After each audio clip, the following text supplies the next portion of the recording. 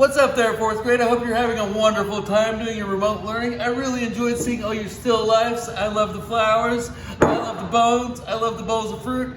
I know a lot of you are still missing your still life, so let's try to get our work turned in, please. I would hate to give bad grades to hardworking artists. This week I'm going to kind of mix it up and we're going to continue to work both in portrait and still life as we examine the artwork of one of my favorite Renaissance artists, Guiseppe Archimboldo. So I hope you enjoy his work and find it whimsical and humorous as I have, and I'm going to go ahead and turn it over to my computer so you guys can see what it looks like. I'll see you soon. At the work of Guiseppe Archimboldo, he was a 16th century Renaissance artist from Italy. Now the Renaissance is typically known for its representational or realistic portrayal of scenes from the Bible or portraiture or portraits from Greek and Roman allegory or from Greek and Roman mythology. And Arcimboldo kind of turned that on its head a little bit. So this week, over the course of this quarter, we have studied portraiture and still life paintings. This week we're going to look at Arcimboldo. His artwork was kind of ahead of its time, and it's still impacting contemporary artists all over the world today. After viewing this video, I want you to make a work inspired by Arcimboldo. This artwork could be a drawing that you colored in, a painting, a collage that you made out of cutting stuff out and gluing it down, or a photograph of things that you assembled to make a face. Please have fun and keep making art, guys. So if you see, Arcimboldo was a still life artist, much like many of the Dutch still life painters we looked at a couple weeks ago. However, if you turn this on its head, you get a face. Isn't that wild? And he became very famous much later, probably after he was dead, for these portraits that he made of faces. But they weren't made out of faces. They were made out of objects, inanimate objects, or objects found in nature.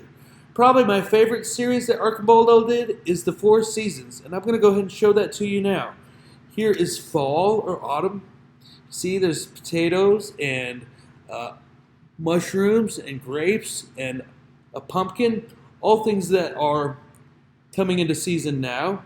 And of course, our next season would be winter. And then we have spring. And of course we have summer. All of these are portraits made out of things rather than faces, like flowers. Now this one's all made out of flowers. If you look at the spring, it's vegetables that come ripe in the spring. But it's not just the work of Arcimboldo that's so interesting and unique. It was kind of his impact moving forward. I want to share with you a couple of artists that have taken inspiration from Arcimboldo and went a new direction.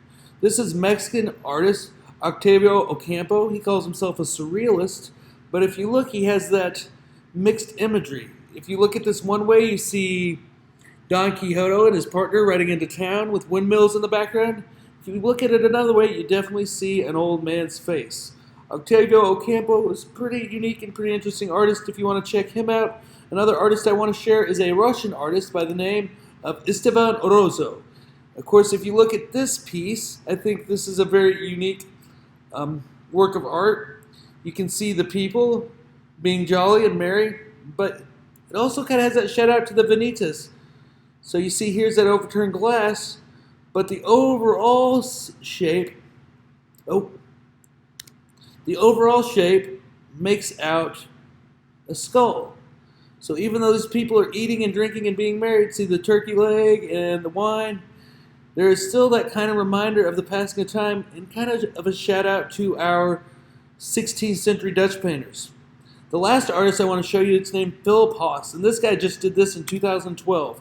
These are 15-foot tall sculptures based specifically on the Four Seasons by Guiseppe Archimboldo. And I think these are very beautiful, unique, whimsical. The winter's kind of creepy. But these are very cool sculptures, and they're huge. Like I said, 15 feet tall. So I hope you enjoyed looking at this artwork, and I hope you feel inspired to make a piece yourself. Well, hey there, fourth grade. I hope you found the information about Guiseppe Archimboldo as interesting and fascinating as I have. He is way ahead of his time with those almost surreal, or in my letter I sent home, I called it avant-garde. That means cutting edge. Like he was having ideas with painting and ways to tell stories that no one's thought of yet. So I want you to go ahead and tell your story. Now remember, you can do a drawing that you color in, or a painting, or a collage, or you can actually take the objects you want to build your face and assemble them and take a photograph of that. And please look forward to seeing my finished, probably a collage of Arcimboldo inspired artwork later this week. You guys stay safe and take care of each other.